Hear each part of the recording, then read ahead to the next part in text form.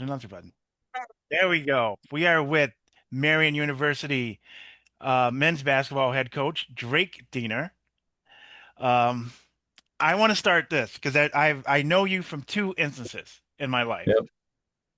The first one was I grew up in the time where you, Derek, and Drew Yeah. were the only thing people were talking about in Fond du Lac. Um, which is annoying when you get to college for the first time. You're at Marion, like, why are all these people talking about high school basketball? Yeah. What about us? Yeah. Um, Yeah. and I remember this is probably, I don't know if you were there. Your brother Drew came on campus, Yep. and we had heard so much about the Deaners at Yeah. Marion. As it's because I was with the basketball players. I lived in the basketball house. Yeah. That we it was just annoying. Yeah. And your poor brother came on campus just to be just I think he was with Maybe to Scott. play open gym or something, maybe. Or Yeah, he was with Scott Yeager. Um, okay. and Yeah. and one of a one of my best friends who will remain nameless, um, he is at Benedictine, by the way, or just in case we need to throw that out. Threw a garbage can at your poor brother for no reason at all, just for Through being through true. a garbage can. Oh my God, yeah. It's like he's in high school. What are you doing? Uh, well, that was it's poor introduction to the Marion basketball team. Uh, Um, that's funny. and the second time, and your name came up, I was dating a girl who went to DePaul, and she Yeah. was like, "They say there's this famous basketball player in my class. I have no idea who he is, Diener or whatever." And Yeah. me coming from Fond du Lac is like, "Oh my God, he's Yeah. never can't get away from this guy." Um, That's funny. Tell me, because I'm curious. I guess I should start in Fondy. Tell me your favorite memory of that time. Like when we got there, it was again, you guys were doing well. I had never seen Yeah.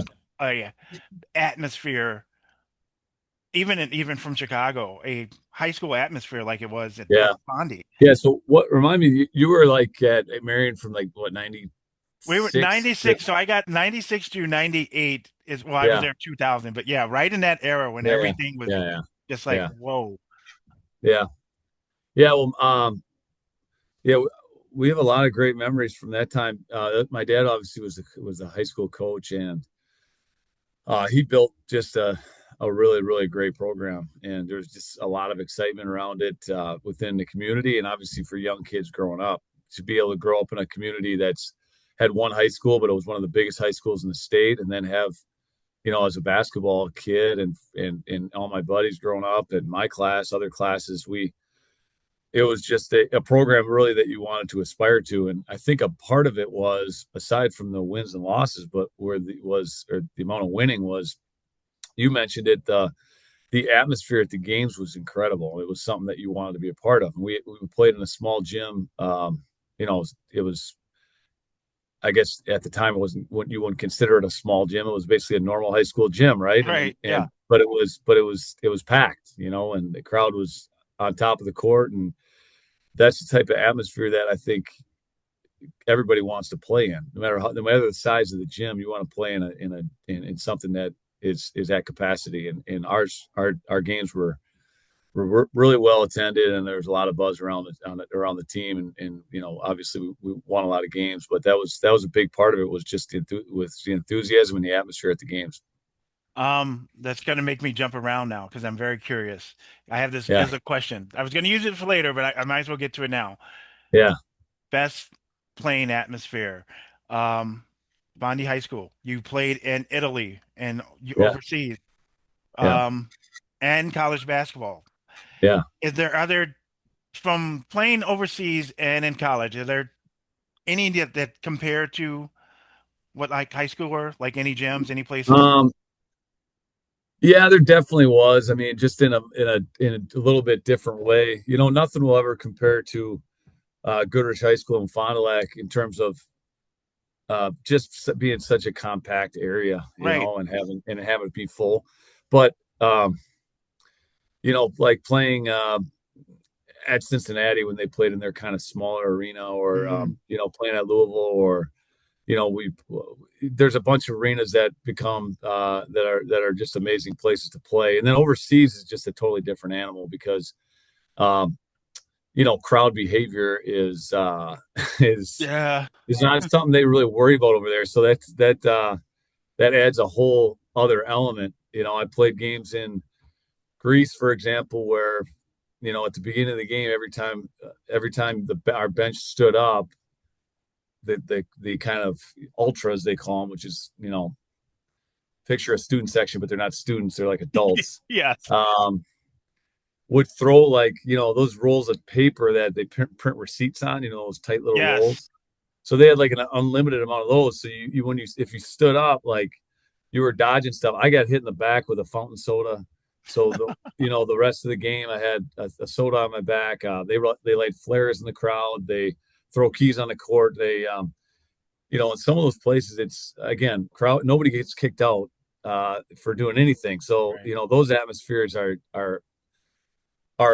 amazing in a totally different way because there's some danger element honestly. And I mean, not that I ever felt like, oh, this is dangerous, but the atmosphere felt dangerous. I mean, you Right. got, when I went to play in Belgrade, um, I think like a week before, I forget what was going on politically, but something the United States had done back then, and this was 2008, and they had burned down or burned a huge part of the American embassy in Belgrade. So we were going to play there a week later, and so like everywhere we went for 2 days, we had like the SWAT team people around us. So we were Ouch. escorted to the game. We walked through a gauntlet of SWAT team people into the arena.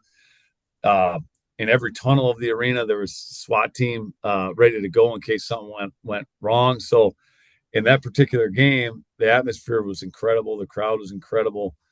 Nothing dangerous happened, but when you have 200 guys in riot gear ready to go if something does, Yeah. there does add a totally different element. So that's something that those types of experiences are something that, I mean, I'm talking about it now, 18 years later. It's just Right. it was quite an experience. Um, how many foreign languages do you know? I only know one, just one. Okay, all right. I'm not that smart. And my mom was a Spanish teacher, so I took Spanish in high school, and then that helped me learn Italian relatively well. But so I lost all my Spanish, but it helped me learn Italian. Like I said, I can speak it okay. But yeah, just one. Okay. Since we're let's jump again, we're gonna jump around a little bit. That's okay. Um, I have a question from the audience because I asked some friends of mine if they Yeah, had anything to ask. I coached at DePaul Prep down here in Chicago. I don't know if yeah, you've heard of it. yeah. Um, and a coach there was curious, who's a better shooter or player, you or Tom Kleinschmidt? Well, I will not argue. I think I'm a better shooter. Okay. Time Kleinschmidt, I didn't watch. I mean, I watched him play a little bit, but from what I gather, I mean, he was just such a really well-rounded, tough player. I consider myself both those things as well, but he was a more physical guy. Um, I mean, he's an all-time legend. He scored a lot more points than I did at DePaul. He's if someone's comparing me to him as a DePaul player, I feel good about it. So Yeah. I would not. I think again, I think I shot it better, but there's nothing. He was an amazing player for DePaul and a Nice. legend. Um, you grew up around the same era I did. Did you have a favorite player or player that you watched more that you wanted to be like? Yeah, when I was real young, I think when I was like 4 years old, I got really into Larry Bird. Um, and I mean, at four, you don't. I guess I shouldn't say that. At four, you don't really get into them. But like, Right. I was then a Celtics fan forever. And the reason I bring up the age is that like Bird's prime was basically when I was like 4, 5, and 6. Right. And so like when I really remember watching them, it was like back brace Larry Bird. But then I, just watched all those, those videos that would come out about him and things like that. So I was a Larry Bird guy. And then I was a Celtics fan, even when they were bad for a long time, and I was still a big Celtics fan growing up. But he was kind of my guy. But in terms of people I watched and what I kind of who I wanted to emulate, it was mostly just like my dad and his and my dad's high school teams. Really, was kind of the team that mattered the most to me. Okay. Um, Springs. Did you guys play Springs at all? Because they were also pretty good right around that time. Uh, no, we never played the Okay, Springs. I was curious about that because that's again That wouldn't have been no. much of a game. Like I know, hopefully there's some of my Springs buddies listening, but that wouldn't have been much of a game. Absolutely.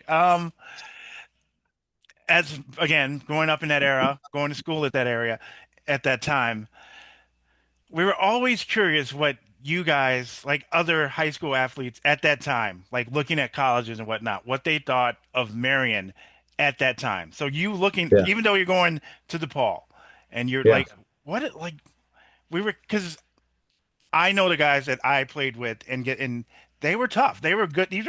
I mean, they weren't D1 level, but yeah, we were so very curious going into being a D1, having all these options. Like, what was yeah, your thought on Marion then, yeah, as opposed to like how it is now? yeah. It's a great question because on one hand, I didn't think and analyze what I didn't analyze or think about Marion that much as a high school player, and I don't Okay. not, and it's not because I was like, oh, I'm No, above this or anything. I It's get it. more, it was more, I was like, I legitimately was so caught up in being a great high school player for my dad that I didn't actually think that much about college basketball until it became like schools are recruiting me. And then Okay. by that time, when schools are recruiting you, when I'm hearing from Division I programs, I'm not going to probably stop and think much about Marion in Right. general. So like but that said, like again, going back, this is all kind of linked to my dad's program. Like, one of my favorite players growing up was Jim Siebert, Mm, yeah. who was a Marion, went to Marion, and we Yeah, I we know would come to Siebert. some Yeah. games and watch him play. And I had an incredible amount of respect for him as a player, and he was one of the guys I looked up to, and he played at Marion. So there definitely was not that's not good basketball because those are he and there were others. Royal Smith was another guy Oh, that yeah. I looked up to, and Smitty. he was a Yeah. good player who played at Marion. So it was just kind of I was so caught up in what I was doing with the high school, with being trying to be a great high school player that I didn't really think too much about college basketball. But you hit it on the head when you said the guys you played with and like they're really good players, and that's what I learned. And I when I first got this job, I wouldn't say that I underestimated the players because I don't think I had much of an expectation. Good or bad. I just was all right. Basically let's see what we got. I have no idea. Right. And I quickly learned when we played, in particular, my first couple of years when we played some teams that were really good, is that like, and now since then, when I've had some good teams, like the good players, the really good players at this level are, I mean, you got to be really, really good. Like you Mm-hmm. have to be really good. And there's maybe one thing missing from one thing that you lack that prevents you from being a scholarship player. A lot of times it's maybe you're an inch too short or 2 inches too short, or you're not quite athletic enough or whatever. But the overall ability of the player and the skill level, and in most cases when you're a good player, the toughness and mental toughness, that stuff, it's got to be great to be a success at this level. Oh, absolutely. Just like being around people like Grant or even Scott Yeager or Jason Yeah, Colleen, like you're like these guys could play there if they like they the talent level isn't it's maybe one or two things. It could just be even being home yeah, or just being the love of getting just playing time or yeah, whatever it may be. It's yeah, not too far off. So, yeah, yep. um, let's go back to Chicago. Went to DePaul. Where did you actually live in Chicago? Uh, I live right down in Lincoln Park, right, basically near the intersection of Lincoln of Fullerton and Sheffield. So a few of those apartments, I lived in the place called the Sanctuary for 2 years, and then a place Oh, right on that. yeah. Then, and then I played. Then above there was a Dominic's there in the corner. I lived right above the It's Dominic's. still there, For, unfortunately. yeah, Yes. and So you then listened to a train for for all of your college life. I did. Yeah, that train when I was living above Dominic's, it went like right by the window. Yes. And Oh, actually, like it sounds bad, but it was you kind of get used to it. that's what.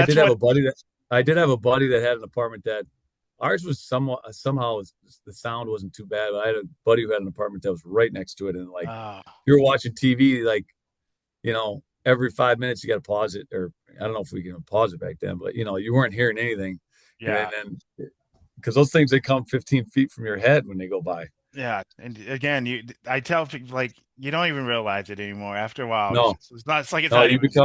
you get numb to it for sure.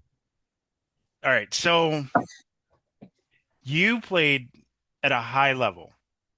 Um, and you played against some like again, you played college ball at a time where college ball was a different animal. Is it hard to stop playing and just cut it and like, all right, I'm done? Or do you still Yeah. play? Or do you still get the urge like, I'm not done yet. I still feel it. For me, it was pretty easy actually because I think I just did it enough. I Okay. went, I played, basically 12 seasons professionally, and I think the thing that people about overseas basketball that is kind of more taxing than let's say the NBA or G League Right. is the length of the season. Mm, We would be over there from let's say the end of August through depending on how far you went in the playoffs through let's say middle of June. So right.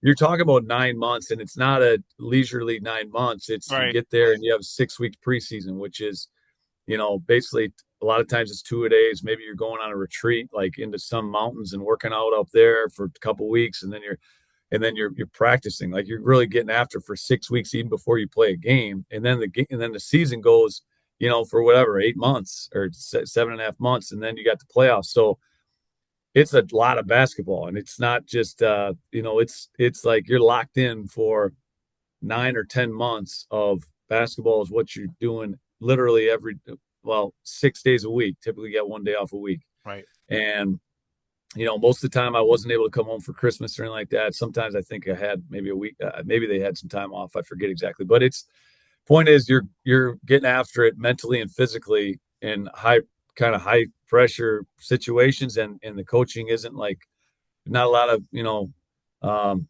load management type of stuff. Like you're pretty Yeah. much getting after it every day. Like if you're not missing practice. So by the end of it, I wasn't sick of basketball, but I was okay with okay. I'm not playing now. And then I think Yeah. after a few years, I played a little bit, just some pickup here and there. But um, kind of coaching has done a good job of just being a fix for that. And becoming a coach, because every coach kind of rubs off on you a bit, even as a player, in adapting your style. Is there particular coaches that you more lean towards to, or and as far as your expectations on players, like does it live up to what you were, or do you like just kind of, all right, I'm looking at you, what you can do, like, Yeah. Um, So in terms of expectations, I try to have high expectations, but I also try to catch myself anytime I'm like talking to my assistant about like, if I was in this situation, here's what and I'm like, well, yeah. not only, I'm not even saying I was better. The But part that yeah, I was better, but I was, you can't compare someone who uh, played until he was 36 with a kid who's 20 years old. So right, in terms of the intelligence side, so I try to catch myself on some of that. In terms of styles, I mean, my kind of because I was never a coach until I got here. I mean, I was always a smart player. Because my dad was a coach, I kind of thought about things sometimes maybe a little bit like a coach would. I tried to think about what a coach was thinking, probably somewhat naturally, but there's nothing like actually coaching. And so when I got this job, I guess when I look back, I didn't have a philosophy. I mean, I was Right. just like, all right, well, I got to see what I got here, and just try to coach them. And I knew basketball, and I knew kind of what I wanted to look like. But in order to in order to have a philosophy, I think you have to have some teaching points and some like, all right, ideas of the way to a way to get guys to do Right. to get your vision out there. So my philosophy continues to evolve all the time. I mean, I'd still consider myself somewhat new. I've coached for 7 years, but it's only 7 years in coaching. So there's a lot of like, I've changed a lot of my mentality. I think I've just continued to improve really. When I look back my first couple of years, I know I gave a great effort. I know I tried to do right by the kids. I know I had a vision. I know I understood basketball. When I look back, like I was not a good coach by any means. I wasn't equipped to do Right. that. To be as good as I would want to be. But you just have to keep learning. And I think a lot of times I've because I had some teams that weren't very good. I've had some really good teams. Had a team or two in the middle, and I know it's kind of a cliche thing, but when you lose and you have a team that's really really struggling, you're forced to learn a lot. Like Yes. unless you're a quitter, you are forced to figure things out and be a problem solver. And so I always think like if I was if you're a coach that maybe just inherited a bunch of really good players all the time, I think I Hmm. think in some ways you're limited because like Yeah. everything works. I mean, I've had teams where I've got a lot of talent. It's like, man, everything works. I could run anything and ball's going in the basket. Oh, look at me, Right. But I after really struggling and losing a lot of games, you have to figure things out. And I obviously don't. I'm not rooting for myself to have to keep doing that, but I've done. But I also try to keep my eye on the prize in terms of even when we're winning, can you try to figure out what the next hurdle is going to be?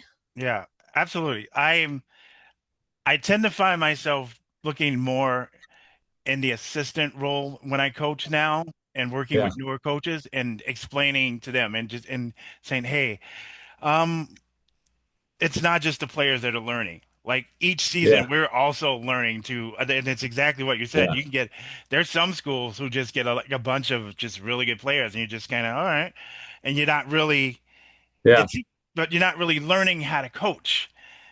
Well, and it's not like, yeah, I'm not even. I hope it doesn't sound like I'm ripping on anybody who's been in that Oh situation no, because not I at mean, all. gosh, I think every coach would love to be in a situation where it's built to like always have the best guys. But in some ways, you're hamstrung a little bit, right? Because Right. like you don't know what doesn't work. You don't know like, okay, how do I get a guy who can't do this and figure out a way to get him to be able to do something he can do, or so I don't know. It's a grind though. There's a lot of moments where you are questioning what the heck you're doing. Right. Um, I will say there's one man who did make it seem easy, and it took 30 years. You replaced Mark Boyle. Yeah. And one of the questions I got from one of my best friends and a teammate, what did you know about Mark Boyle, and do you use any of the things Mark Boyle used? Yeah, the Um, offenses he used for 30 years is basically what um, they're curious. I mean, I knew Coach Boyle just a little bit growing up Yeah. because I was in Fond du Lac, but not a ton. I've Okay. since had conversations since I got this job. I mean, there's almost nobody, not almost. I've never heard anybody say a negative word about Right. Mark Boyle. So um, I have a ton of respect for him, and we don't do no, we don't do anything offensively the way that he did it. Yes. But That's the thing about that is well, the if you entire went league knows it. Everyone knows the play, so that's probably a good thing. no, I mean it's I also you could say that about my own dad. Like I don't True. run anything that my dad ran in Right. 1995 or 1999 or you know what I mean? So basketball has just evolved so much. Um and I do think there's a place for I mean, basically a stylistic thing. I mean, I think there's teams or schools that we play that if you can if you're consistently going to get some big strong post players that are and you can differentiate yourself that way, I still think that a team like that can do great damage of being, a low post team, throw the ball in the post, be a more physical team.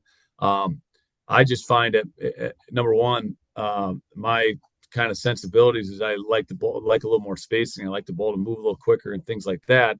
But also, at our level, the 6'6", 6'7", 6'8" kids that are really truly ready to play from day one, and those kids are hard to come by. I mean, Right. because so we don't get a ton of those. Now we have, even on our team this year, we got some kids that have good size, and we think highly of, and maybe in a year they'll be like guys who can play or two or whatever. But that's just a little bit different approach than most people take nowadays with the way that basketball has moved.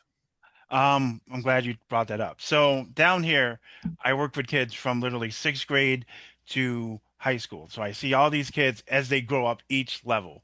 And one of the things, as I tell them, you're learning each level. You're learning because ultimately, if you want to play in college, this is what you need to do. Um, what do you look for? Like, what do you like as far as a kid who wants to play in college, who wants to Yeah, play for you? Like, what are you looking for as of someone who wants to play for Drake Diener? yeah. Um, so this this is an important thing. It's not a skill, but it is a skill. It's self awareness. Hmm. Um, there's so many guys who think they're one kind of player, and they don't realize if they just realized they were this other type of player, they'd actually be pretty good. Okay. So All like, right. like if you just realized you're a role player right now, then you'd be a hell of a role player. But right now, you think that you're this guy who's going to create things off the dribble and Right. shoot mid-range jumpers, and that's your problem, is that you don't have the self-awareness to understand what you're good at. And I think that's something that you can see sometimes. And I'm a stickler, like, in particular, the last couple of years on shot selection. We're not trying to play slow by any means. We like to play with some pace, um, but we also are like going to get a great shot. Right. So I'm a believer that I'm not an absolutely zero mid-range guy. Like, I'm not telling guys we do not shoot mid-range jumpers, but I also think there's a time and a place for mid-range jumpers. And most of the time, guys who think they're good in the mid-range are not good at all. And you can the statistics bear that out. That like for most people, a mid-range 16, 17 footer is like a 30% shot, which is not good. And but a lot of people remember the makes and they don't remember the misses. So, and it feels good to hit a mid-range jumper. It feels like you're like, you've seen Kobe Bryant do it 100 times. So you feel good about it. So I think that's another thing that, the way basketball goes is you got to be able to, for almost everybody, aside from true bigs, I think you got to be able to shoot the ball at least somewhat respectively from three. Hmm. You got to be a guy who's efficient and not turning the ball over a lot. And can you get to the basket, maybe draw fouls, play off at 2 feet, and just be a guy that can fit well with others? That's self offensively. And then, clearly you're looking at intangibles and just how they interact with teammates and what's their body language look like on the floor. Are they responding to coaches in the right way? There's all sorts of little things that you hope you don't see when you're like, you could like a kid, and then you don't want to see like bad body language, or you don't want to see him like shrug off a coach, or you don't want to see him, just some of those negative character things that can kind of set them apart in a bad way. Um, would you say you've figured out the league that you guys play in? Like, just it's like each coach, each gym, like this is the kind of team I need for this because this is who we play every year. Yeah. You definitely get a sense of how certain programs like to play. The roster turnover, though, even now at D3, is makes that a little more difficult because you don't know who's back typically, or you don't know. And then Mhm. for a while there was the COVID year stuff Right. that we're basically done with, where you didn't know, like, oh, okay, that guy was a senior last year, but is he going to use his fifth year? So like, Right. in terms of knowing the teams, it's not as easy, but yeah, I mean, there's some programs that are just good all the time, and sometimes when you when you're recruiting or when you're looking at your team, you can look at it and be like, okay, you know, is this kid ever going to be able to help us beat so and so? Right. And and sometimes that's kind of like an answer to a question that is important in a recruiting process because you need really good players to win at a high level. You definitely do. Like I always say it every, I appeared to be a really good coach when I had stud players, and that's, and I hope to continue to get some of those guys. Um, as a question, here's a question I've dealt with, and even as a player, have thought: how do you keep the guys on the end of the bench still who aren't going to get that playing time, or like maybe Yeah, a freshman or sophomore? How do you keep them engaged? Because you can some because it's easy to get lost, but then there's players like you still want to play basketball, but maybe it's not yeah, your time for whatever reason yeah, you're not on the floor. How do you keep them yeah. engaged? That's a question that we are always asking ourselves, actually, Okay. because it is hard. And I talked earlier about the length of the season, like overseas, and it's a little bit for a high school kid an adjustment because their season normally goes from, end of November till early March or whatever, and now it's middle of October plus some extra days or flex days that we have now before that. And then so the season's an extra month long and they're not playing.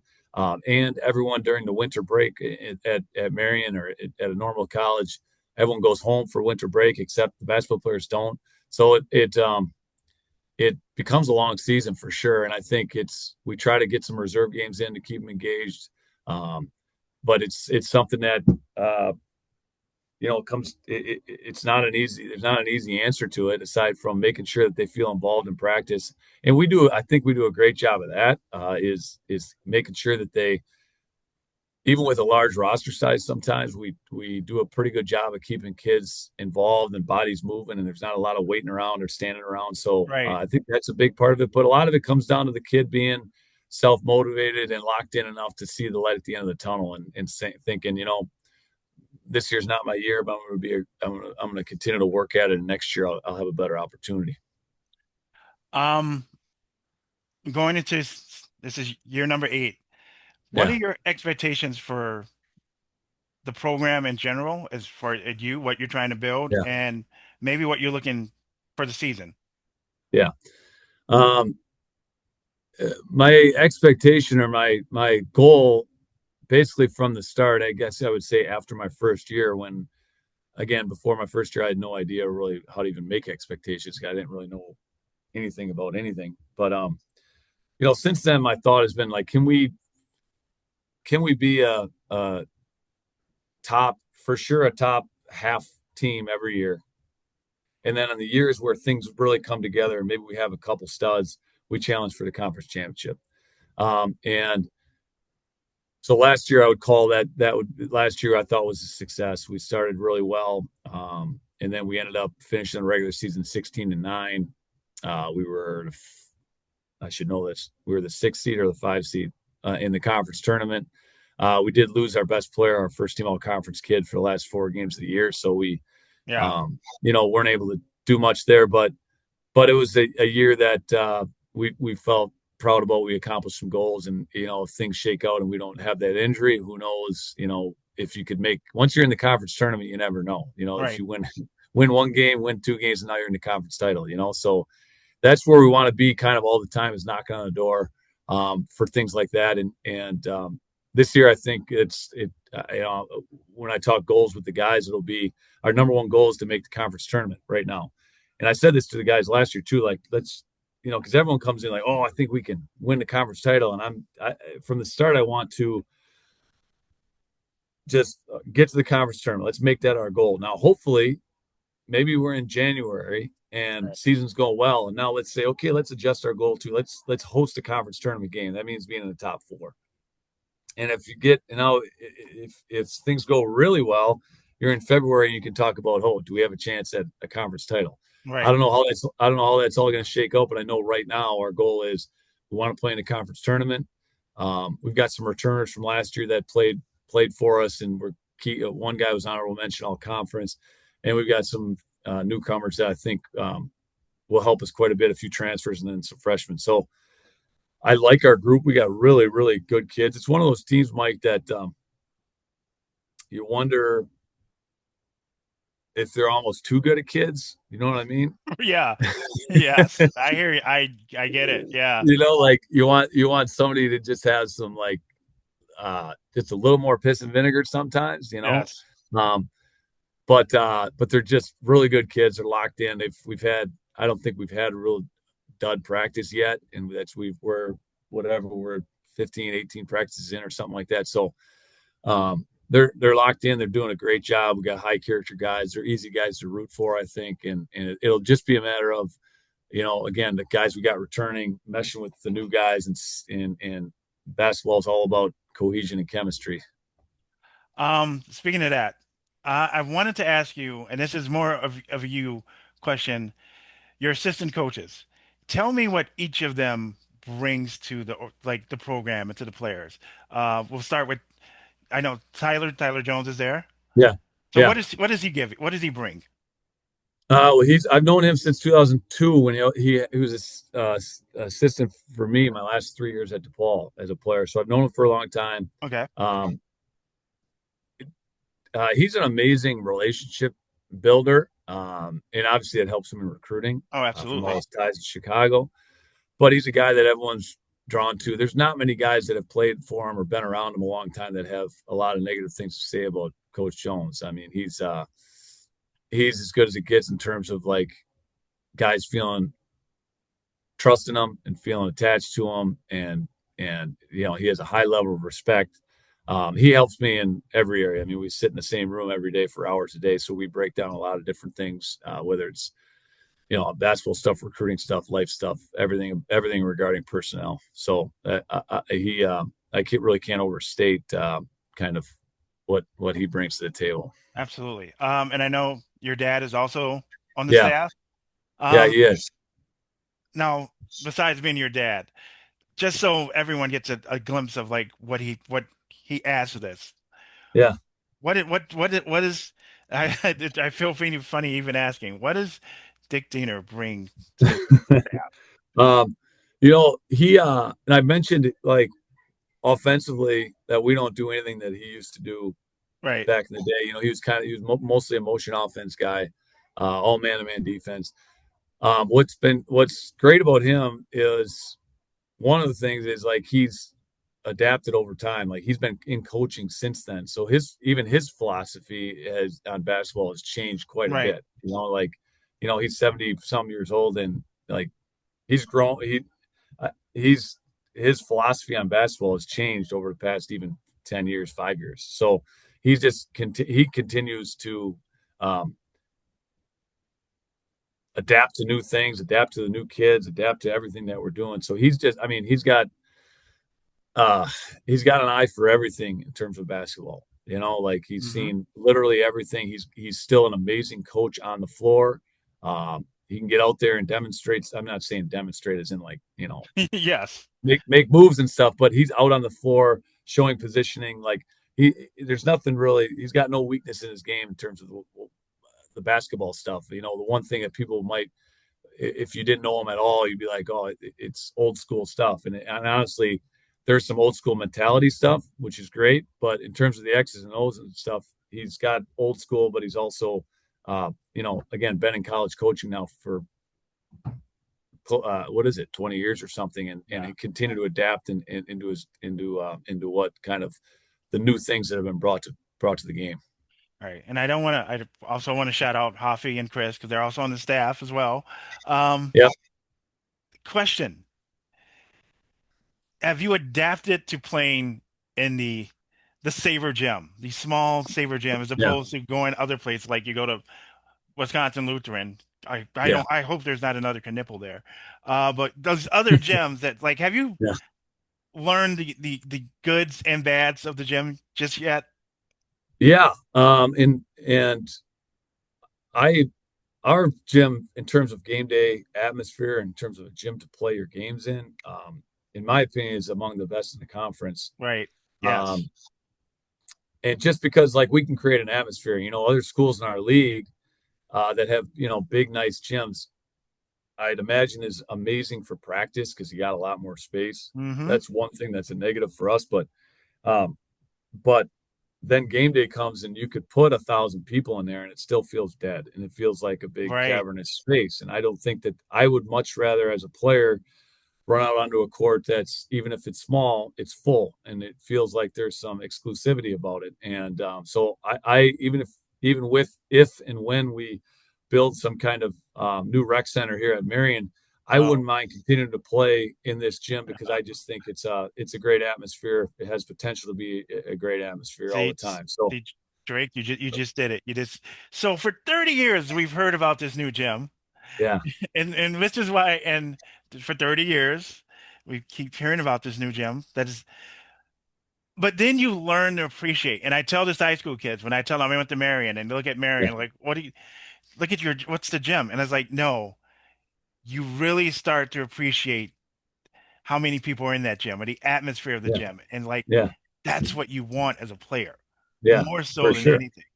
Than going to Absolutely. yeah, Absolutely. I mean, again, it's sometimes it's cool to play in a bigger arena. Like I've had the opportunity. I'm thankful that like we played exhibition games at DePaul, and it's great because the guys get to play in an yeah. actual arena. And I'm sure that experience. I know that experience is great for them. Um, but in terms of the atmosphere, I mean, at a DePaul exhibition game with Marion, like there's not many people there, and Hey, I and, was and there. I was yeah, there. good, beautiful. No, but you know what I mean? Like it's Yeah, not like absolutely. you're not going into some electric atmosphere versus, if we play out here and it's a big game and we have a full house, that feels like I said, it feels like there's some exclusivity there. And that to me is why I like and appreciate the gym. The other thing is this. We in recruiting, it's not on paper, it's not real helpful, right? I mean, like, a kid who comes from a big school district where, in particular, I know for sure up here at some of the bigger school districts, even some of the smaller school districts now have like, they're it's an arms race of Yeah, indoor turf and locker rooms and weight rooms and this and that. And we're kind of where we are, which is probably the locker you dressed in is still available to you if you want it over there. yes. But the one thing that I will say that it does is it will weed out someone who's probably not going to mesh with kind of what I'm in it for and what my staff is in it for. In that we're not materialistic people, we're not really into the show. We're into relationships and we're into trying to compete and win. And there's a lot of kids that uh, the kids that don't care, like when they don't even ask to see the locker room or they come in and like, yeah, this gym is fine. Well, that's probably the type of kid that's going to mesh well here anyway. And they just want to grind it and they want to compete every day and they want to be a part of a good group. And hopefully, that's what we try to provide them. And so that's kind of our goal all the time is to try to find those types of kids that fit well with us. Now, don't get me wrong. If and when we have a big new rec center that's got the state of the art, this and that, Yeah. that's going to be real nice too. The grind of the season, and it's a long season, and literally everything happens, whether it's personally or with players or whatever. Yeah. How do you relax? What do you do to relax? What do you do to take your mind away from basketball?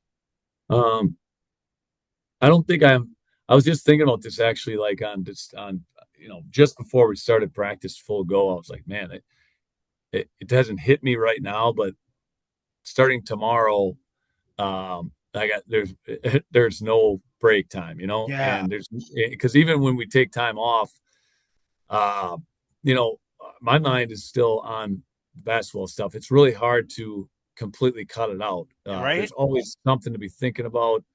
Um, and I love that. I do love it. I love the grind of it. I even 2 years ago, we were terrible. We were losing.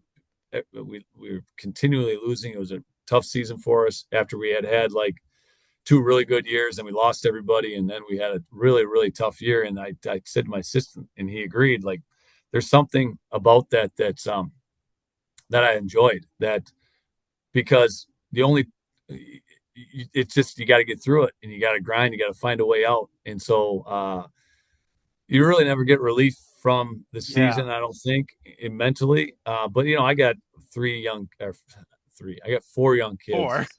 and so there's enough when I get home. There's Okay. obviously enough distraction there. My wife knows that I'm probably a little bit um, distracted sometimes, even when I'm sitting in the living room. I'm thinking about something else. Yeah. But no, but I got four kids that do a great job of kind of distracting me, and so that's kind of the secret for me. Okay. Yeah. And I don't think people realize that is as a coach, your brain is even when it's going good or even when it's Yeah, going bad, your brain yeah, never it's supposed to be your day like it's supposed to be your day off or you're not yeah, it's not even basketball season, but your brain yeah, is always tinkering, thinking. yeah, yeah, And for so sure. it's important to find those moments where you can be like, all right, well, Yeah, here we go. Speaking of yeah, one of those yeah. You got to moments, try to do that and try to, I don't know, understand that it is at the end of the day, it's basketball. Everything's going to be okay. right, exactly. Um, what I always ask on this podcast, do you have a favorite show that you binge or a favorite bad movie that you will watch anytime it's on or something that like that gets you see it as like, okay, here I am. Um, a show. Yeah, I'm not. I have a hard time because I really don't watch a lot of that. Like what's overwhelming to me is like everyone's got like 10 shows that they watch. It's like Right. I hear all Yes. these, I'm like, dang, I don't even know where to find that. Where is that? And then I got to sit Right. down. And so like there's a new one my wife was watching called Task, and I Oh watched the God. first couple episodes. I watched Yes. the first couple of episodes and I was like, it's all right. And then I just kind of fell off. And then I honestly, if you put a gun to my head, I'd be like, was that on Netflix or was that on HBO? I don't even know. So I'd have to go find it again. I don't know. There's too much that going on. But the movie, and you said bad movie, and I don't think people think this is bad, but it was just on. It's been on a couple times recently, probably because it's baseball season. It's Major League. Mm, If Major League's on, I'm flipping through. Like I'm yeah. stopping at Major League for sure. That one just came to mind because again, I think I've seen it on a couple times in the last couple weeks. Um, so I like that one. Okay. Was there any like a song or like artist or music that you listen to get you going, that gets you Um, revved up?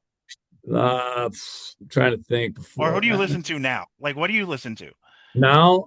I'm kind of I guess my general genre would be like I like country music, but like not, I think like every era of people said, well, today's country isn't really country. Right. So, Yes. like, so, so like I'm in like a '90s country guy. Okay. Now, not that I dislike everybody now, but I like, but and then so I also got though, and kind of off the wall one. I'm like a diehard Oasis fan. Okay, Really? yes. So and I randomly started listening to them because they're massive in Europe. And so when I was over there, like I had some teammates who were listening. I'm like, who is this?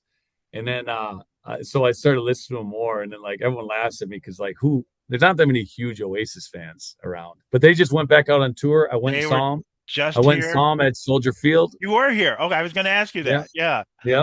I went and saw them. So I'm a big Oasis guy. Yeah, their first song came out when you were in high school. Because I remember that's when I got to Marian. That's when Wonderwall Yeah, came it was out. about 94, 95, Yeah. 96. It was like kind of their heyday. Yeah. Another question from the group, my group. Who's in charge of the pregame playlist?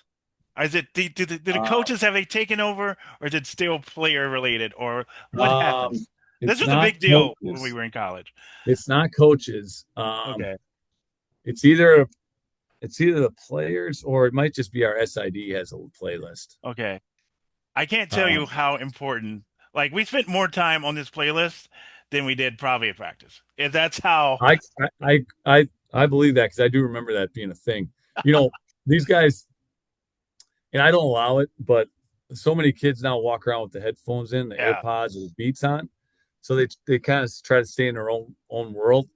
We were just talking about this the other day, and we were talking about different kind of rules, and one of them revolved around that, which is like you can't be an hour before the game, like in your own, like you got to be with your, at least available to your teammates. You know what I mean? I don't like everybody out there with their beats on. And Yeah, exactly. so maybe we got to get back to these guys really caring about that playlist is my point. Yeah, absolutely. All right, let's get to the scene. Let's finish it up. Homecoming. When is homecoming? When does the season start? When's Yep. the first game? When is homecoming? Because that's when I get to see all my old broken Okay. kneed friends. We had like our athletic department wide homecoming already happened in So yeah, that's September. when I remember. Yeah, And because then that. we always have our alumni day in January, and we're gonna get that. We're gonna solidify the date 100% here in the next week, and we're gonna get it out. I made a vow that after the last couple of years, we've had a steady group of guys come. It's been great. They play a little bit in the morning, and then they come to the game. We try to get them together for a social afterwards, but I think we can do a better job of getting the data out quicker and trying to involve more groups of people. And now I'm going to use you as my late 90s contact guy to get the word out, because we kind of have pockets of, like, a lot of my recent guys come, and then like there's the 2013-14 group Yeah. area that likes to come, and then we got some older guys that like to come. So but we got to I think we can do a better job, and so it's something in a January home game is when we typically try to do it, but we're going to get that solidified and try to get it out as quick as Okay. possible. Perfect. Yeah, we can get the date. I'm going to tell you, we need the date, and it's enough time to get, and it has to be at a proper playing time because we got knees and elbows that just aren't moving the same. So You need how much warm up time do you think you need? we're looking at least a God, 3 o'clock maybe or later start for an Yeah. alumni game for sure. Yeah.